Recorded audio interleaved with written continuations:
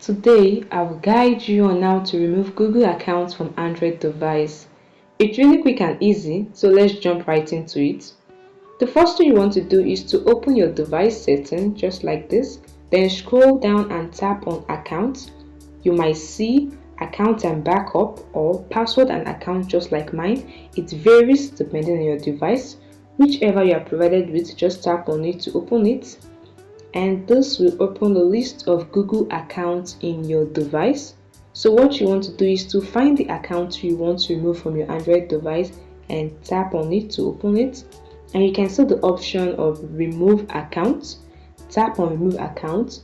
You might be asked to confirm your action by choice, so you have to tap on remove account again, and that is it, guys. This is how you can remove accounts from your Android device.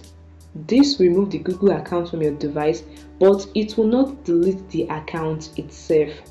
So if you want to fully delete the Google account, including all the associated data, you will need to visit the Google account setting on a browser or through the device and choose the account to delete it permanently. That is it, guys. It's easy. Let me know if you need more detailed guidance for deleting the account entirely in the comment section below. Please like this video and subscribe to the channel. Bye guys.